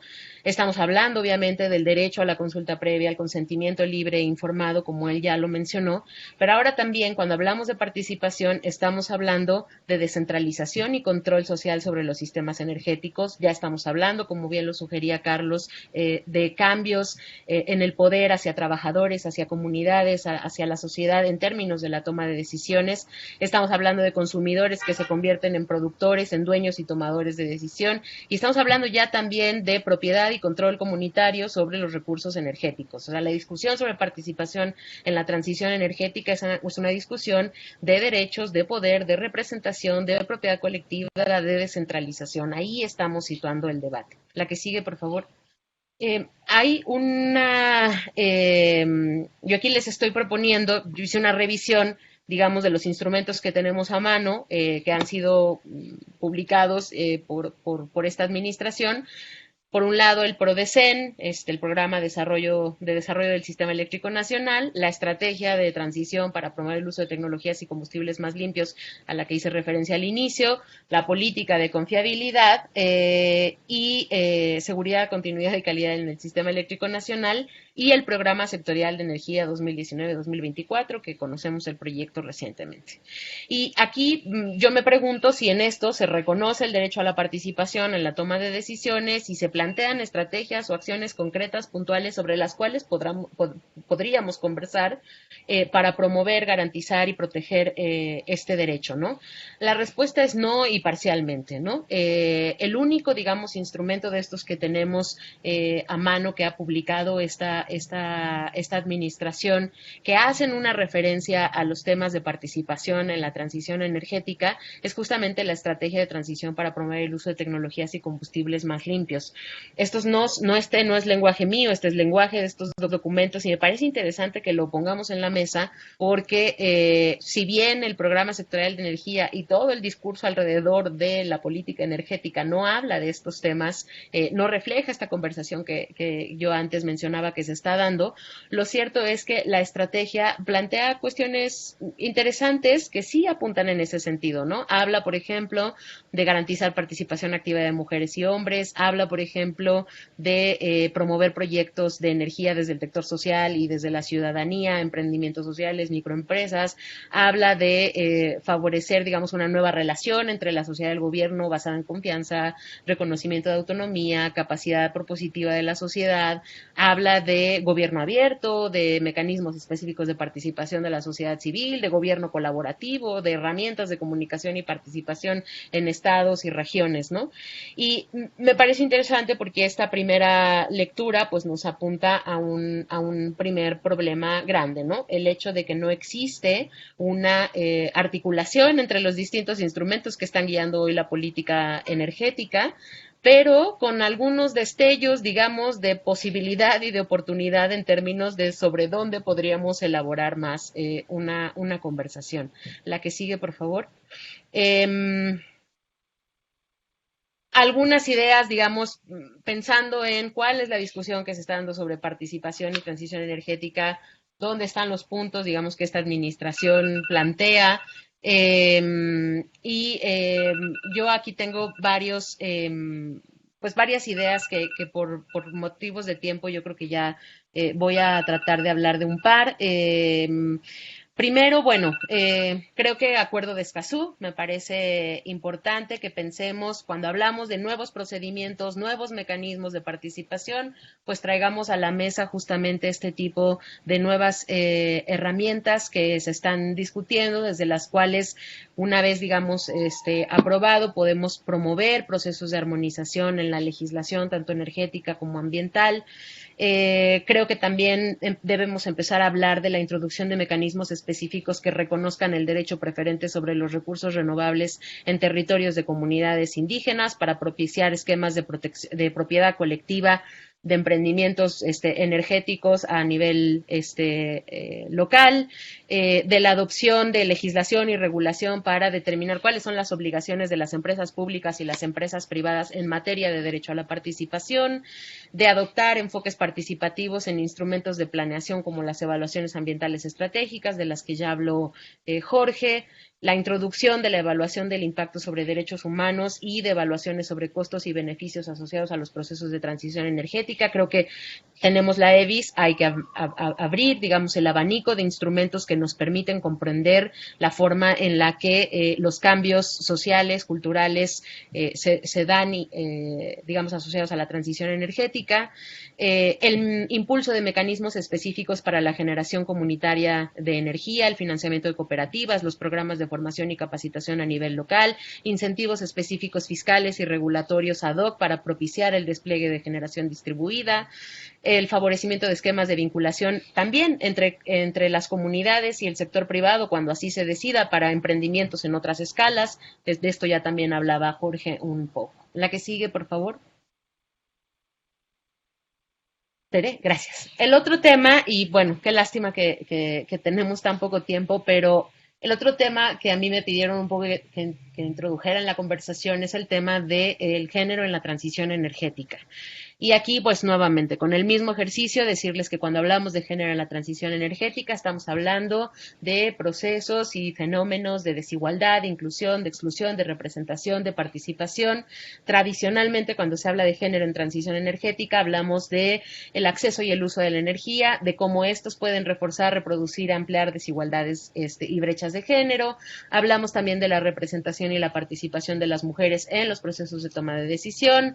Hablamos de las dinámicas y roles de género y cómo éstas inciden en la construcción de una serie de factores sociales y políticos que condicionan y determinan la participación de las mujeres en la toma de decisiones. Hablamos de los impactos del cambio climático y de la generación y uso de la energía, los impactos asociados a esta y cómo estos tienen una distribución diferenciada entre hombres y mujeres. Hablamos de daños o efectos desproporcionados y diferenciados asociados a la degradación ambiental, al uso y a la producción de energía y al cambio climático. Hablamos también de la representación de las mujeres en la fuerza de trabajo o la subrepresentación de las mujeres en la fuerza de trabajo y de la disparidad de género en las carreras y trayectorias profesionales de las mujeres en el sector energético. Digamos, como esta es la agenda de género y transición energética. La que sigue, por favor. Nuevamente, ¿no? Cuando uno, digamos, analiza los instrumentos que tenemos sobre la mesa, digamos son la ruta, la hoja que va a guiar las políticas de esta administración, pues obviamente encontramos que el tema no está integrado o está integrado parcialmente y otra vez, ¿no? Con esta misma dinámica de tenemos la estrategia que habla de los temas de género, retoma algunos de estos debates de los que yo he hablado que estamos dando bueno, después se pierden cualquiera de los otros instrumentos que van a guiar de manera efectiva el desarrollo de las políticas en el sector, ¿no? Me parece interesante señalarles, por ejemplo, que en la estrategia de transición para promover el uso de tecnologías y combustibles limpias se reconoce el tema de los impactos socioambientales con perspectiva de género, se reconoce el tema de la necesidad de garantizar una participación activa de mujeres y hombres, del tema de las oportunidades laborales en condiciones de igualdad también para hombres y mujeres. En el programa sectorial de energía incluso se habla, ¿no? de la necesidad de impulsar igualdad de oportunidades y de atender los temas de discriminación contra las mujeres. Luego los cómo siempre están ausentes, lo cual pues es un poco complicado cuando uno piensa que estos son los instrumentos que justamente plantean los qués y los cómo en términos de estrategias, líneas de acción, ¿no? Otra vez, digamos, para la que sigue, por favor, para proponer el debate o ampliar, digamos, algunas ideas sobre este tema. Creo que algunos temas que están pendientes que podrían ayudar a la conversación que vamos a tener sobre género y transición energética es que por un lado, nos caería muy bien introducir una perspectiva feminista en la transición energética, también para trascender, profundizar y desmitificar algunos de los debates que tradicionalmente hemos dado en el campo del género y la energía, ¿no? Una perspectiva, digamos, algunos de estos debates que son muy esencialistas, ¿no? O que, digamos, conceptualizan a la mujer siempre en términos de vulnerabilidad, en fin. Creo que una perspectiva feminista en la transición energética nos puede ayudar también a traer a la mesa otros temas que se entretejen desde la interseccionalidad, como es el caso del poder, y de cómo va a sufrir transformaciones o tendría que sufrir transformaciones interesantes cuando transitamos de un modelo que, como bien decía Carlos, es vertical, es centralizado hacia uno otro, en el que hay un despliegue territorial descentralizado con más actores que tienen derechos de participación, la necesidad de crear unos nuevos sistemas de gobernanza. Desde el feminismo se ha pensado tanto el tema de poder y de las jerarquías que esta perspectiva podría brindar elementos bastante interesantes a estos temas. Obviamente, el diseño de programas específicos para asegurar el acceso y control sobre los recursos, conocimientos, financiamientos, redes, temas de propiedad. No podemos estar hablando de financiamientos para emprendimientos de mujeres en la generación comunitaria cuando éstas no tienen acceso a la tierra, ¿no? O sea, ahí hay elementos que todavía se necesitan trabajar. Programas específicos para favorecer la participación de las mujeres en la cadena de valor de las energías renovables, financiamientos específicos para emprendimientos locales y para liderados por mujeres, introducción de acciones afirmativas a nivel institucional y en alianza con el sector privado para promover mayor participación de las mujeres, tanto en el mercado de trabajo como en su participación en las carreras vinculadas a ciencia y tecnología, tanto a nivel profesional como técnico, impulso de alianzas también con el sector privado para visibilizar el rol que tienen las mujeres en la transición energética, fomento y apoyo y fortalecimiento de las redes que ya existen de mujeres que están trabajando los temas de transición energética, de eficiencia energética. Un caso es la Red MERE, que seguramente también en estos seminarios va a hacer alguna presentación sobre eso. Impulso además a una transformación pues centrada un poco menos en el techo de cristal y más en las niñas y mujeres jóvenes que van a liderar la transición energética en nuestro país, ¿no? Y bueno, cierro con una invitación porque esta es una cosa que hemos hablado también en otras ocasiones cuando hemos estado en el diplomado, y a propósito de que nos escuchan muchos alumnos de la maestría de Flaxo en política energética y gestión medioambiental. Esta es una gráfica de un análisis que se hizo de cerca de 10,000 artículos de investigación publicados en las principales revistas internacionales que abordan temas de energía.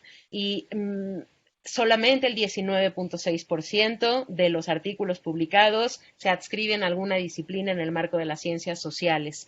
Y si ustedes ven del lado derecho, todavía nos hace falta profundizar con los lentes sociales lo que es, en última instancia, la transición energética, que es un cambio sin precedentes de tipo social, de tipo económico, de tipo político, y que necesita los aportes desde las ciencias sociales para poder ampliar los debates, salir de los debates, digamos, tecnocráticos en el sentido de solamente vincularlos con la tecnología, el cambio tecnológico o el cambio económico y tal, y trasladarlos a otras arenas donde se está expresando los procedimientos, los resultados de la transición energética.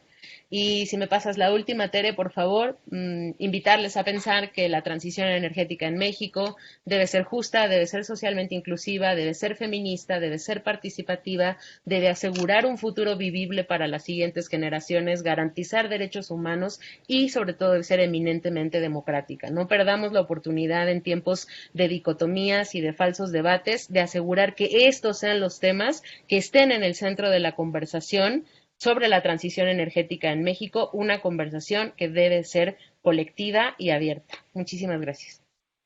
Muchas gracias, Katia. Obviamente estamos muy limitados en el tiempo. Lo que les propongo lo siguiente, voy a leer de hecho todas las preguntas que nos hicieron. Cada quien, conseguimos el permiso de Flaxo de extendernos un poco, pero solamente cada quien escoja una de estas preguntas y contéstelas, por favor. Le voy a dar a cada quien la oportunidad de contestar a una pregunta, y las demás preguntas pueden ser atendidas, espero, a través del chat de Facebook o a través del sitio de Proyecto SER. Entonces empiezo rápidamente. Hilda Cuamazzi pregunta si se ha realizado algún estudio donde se vean los costos socioambientales y económicos de esta transición. En algunos otros países, tras hacer esta transición, ¿se han violentado los derechos de algunos pueblos indígenas o se ha destruido ecosistemas para implementar paneles solares? Juan Carlos Durán comenta que ojalá puedan hablar de cómo la energía eólica ha afectado a las comunidades en Oaxaca ecológica y socialmente. Sigo adelante. Laura Betsabe Marcial Gómez pregunta a Jorge Villarreal en específico, ¿en algún proyecto se están llevando a cabo lo que nos compartes? Juan Carlos Durán, que es una segunda pregunta a Yosha directamente, definitivamente lo que expresas es todo lo opuesto lo que sucede en Alemania a la realidad de México, donde estas empresas aprovechan las desigualdades entre la población. Raúl Antonio Olmedo Neri también le pregunta a Yosha, ¿en dónde se pueden consultar información o documentos sobre la lógica de las cooperativas de energía renovable en Alemania? Jessica Durán pregunta a Jorge, ¿tendrás algún contacto o metodología en específico para realizar la evaluación de impacto social o cómo es que ustedes miden esto en la práctica? Emanuel Ramírez, egresado de la Flaxo de la Maestría en Gobierno y Asuntos Públicos, pregunta a Yosha, Actualmente la cooperación alemana ya tiene en implementación algún proyecto de generación distribuida en alguna región de México. Y otra, ¿la cooperación alemana tiene alguna colaboración con entidades federativas actualmente? Sigo adelante. Erwin Medina pregunta, ¿dónde podremos encontrar las presentaciones PowerPoint? Bueno, ya se los he dicho. O pueden acudir directamente a los conferencistas. Y finalmente creo que son todas. Un segundito. Es que Manuel Ramírez también pregunta a Katia Puga, a pesar del nuevo marco regulatorio que está implementando el gobierno federal de la 4T en el sector energético, ¿hay un margen constitucional que puedan emplear las entidades federativas para promover la transición energética a nivel local, sobre todo para impulsar e implementar el desarrollo de centrales de energías renovables? Y Silvia Podolsky-Temkin, también las maridas, las esposas de quienes están aquí participando tienen preguntas, comenta que si podrían decir algo sobre las ventajas o desventajas del desarrollo de energías renovables desde la perspectiva de justicia, género, medio ambiente y costo-beneficio. Erika Domínguez agradece la presentación de Katia Puga. Ojalá podamos tener acceso a esta. Y una pregunta, ¿qué estrategia propones para implementar las ideas para el diálogo? Leo Maya dice, ¿qué opinan acerca de las limitaciones a las empresas privadas de energía eólica en México? Y finalmente la última pregunta es de Emilio Nudelman Cruz, que pregunta ¿qué papel juegan las comunidades de aprendizaje en los procesos de transición energética? Como lo dije, hagan el favor de escoger una de estas preguntas, contéstenlas directamente, y las otras preguntas encontraremos los medios de hacer llegar a los quienes preguntaron las respuestas, porque si no, pues simplemente no nos va a alcanzar ni siquiera con la extensión del tiempo. Vamos a empezar en el mismo orden en que procedimos. Por favor, Jorge. Muchas gracias, Benjamín. Muchas gracias por las preguntas, muy interesantes. Sobre el análisis de los costos, recientemente, como Iniciativa Climática de México, publicamos un análisis sobre la salida del carbón y sobre la salida de las carboeléctricas en la matriz de generación de energía, que tiene un análisis técnico, un análisis también de costos, pero también incluye el componente, un análisis muy profundo de la dimensión social de lo que implica, que incluye un componente de empleos, de impacto en empleos, cadena de valor, etcétera. Y ahí, por supuesto, tuvimos la suerte de contar con el apoyo de Katia Puga en la elaboración de este análisis. Lo pueden encontrar en nuestra página iniciativaclimática.org. Pero vinculado a eso, creo que sería muy interesante retomar como sociedad civil y también como una discusión académica algo que que las organizaciones hemos empujado durante mucho tiempo, que es la internalización de los costos ambientales, de las externalidades ambientales, pero también de los costos sociales que tiene la transición energética, o que tiene cada una de las distintas tecnologías. Sería muy interesante recoger este análisis, aunque por supuesto no de ninguna forma y bajo ninguna circunstancia quiero dar a entender de que podemos monetizar o mercantilizar el costo social que tienen, ¿no? Solamente es por un tema de identificar algunos indicadores o variables económicas, pero sigue completamente otra lógica que no debe de seguir bajo ninguna circunstancia la mercantilización o el valor económico de un impacto social. Segundo, si se lleva a cabo las propuestas que nosotros dijimos, sí hay distintos proyectos que retoman algunos de los distintos elementos, y nosotros los pudimos observar en el desarrollo de los diagnósticos de prefactibilidad. Para mayor información pueden consultar el sitio del proyecto SER, proyectoser.org. No hay ningún proyecto desde nuestra perspectiva que cumpla lo óptimo o lo ideal de una práctica participativa, inclusiva, perfecta, gestión de territorio desde la planeación. No lo ubicamos así, pero sí hay varios proyectos que incorporan buenas prácticas participativas en distintos niveles, y ese tema específico lo lo vamos a abordar en nuestro siguiente webinar, que va a ser solamente sobre EBIS. Entonces, los invito por favor a que nos acompañen a eso. Nada más quisiera mencionar dos componentes muy breves. El impacto de la energía eólica en Oaxaca es muy importante, y de hecho en una revisión bibliográfica que hicimos de todos los documentos académicos que se escribieron sobre el tema de energías renovables al 2018, el 95% de esos documentos académicos eran exclusivamente sobre el impacto en Oaxaca de los primeros proyectos de la primera temporada abierta, que es importante sin lugar a dudas porque marca un parteaguas o una referencia para poder abordar el tema de impacto social en los proyectos de energía, pero eso no quiere decir que antes no existiera impacto social de los proyectos. Las historias que hemos escuchado de cómo CFE desarrollaba se relacionaba con las comunidades en proyectos de gran escala también son historias de terror. Lo que quiero comentar es, a partir de ahí del caso de Oaxaca, nosotros tuvimos como sociedad o como país el mejor pretexto para atender el tema, para visibilizarlo de forma mucho más clara, y a partir de ahí construir.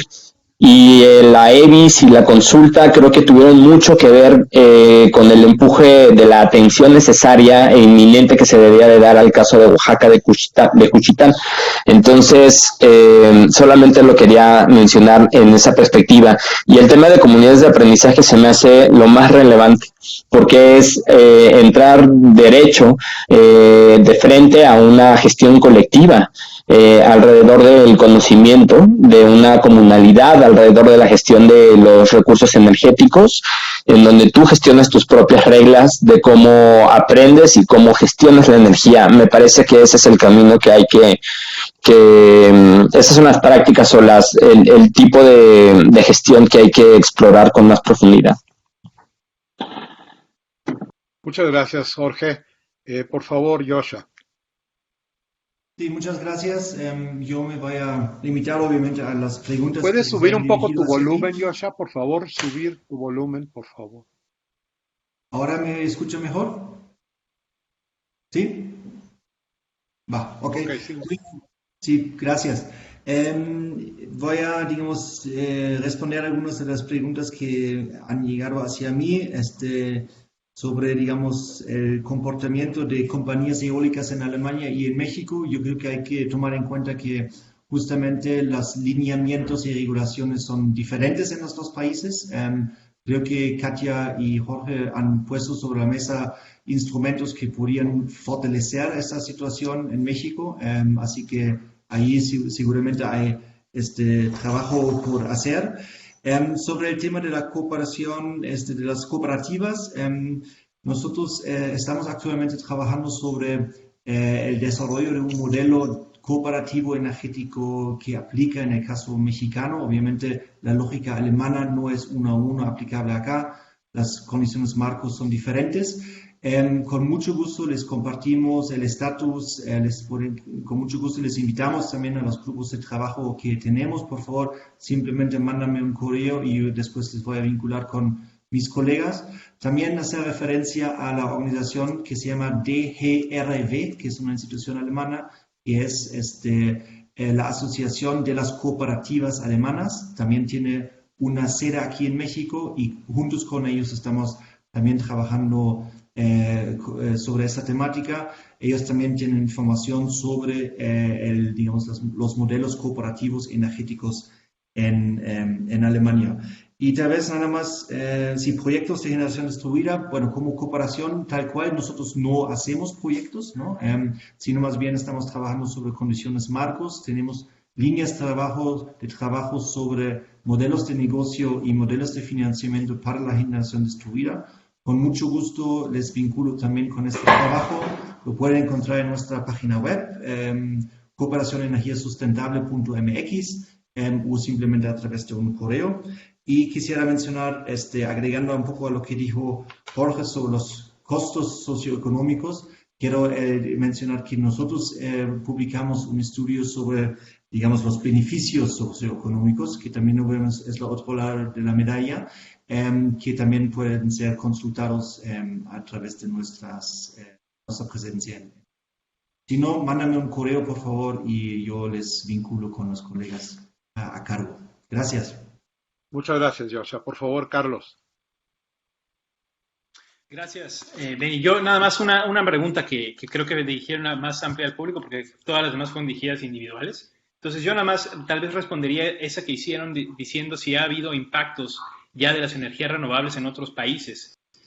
Sí, ahí mi recomendación es que puedan revisar el Atlas de Justicia Ambiental. Hay ya toda una sección que identifica los impactos de las renovables en el territorio. Pero, por ejemplo, en India, los impactos, por ejemplo, del desarrollo de los biocombustibles, las grandes presas hidroeléctricas en toda Latinoamérica también hay movimientos, por ejemplo, en Brasil, de los desplazados por las hidroeléctricas. En México también el número que tiene que ver con hidroeléctricas también es muy, muy importante. Obviamente el eólico en Oaxaca. También tenemos ya los casos en Yucatán de las solares que están empezando a tener impactos. Y creo que sí, el punto al que ya nada más vuelvo a hacer énfasis aquí es que si es un modelo de generación de energía que apunta otra vez a este modelo de desarrollo en cualquiera de sus adjetivos o funciones y conduzca al crecimiento, que vuelva a apostar a este progresismo, ¿no? De más energía para una sociedad que no la distribuye de forma justa y equitativa, pues estamos hablando de una ruina, ¿no?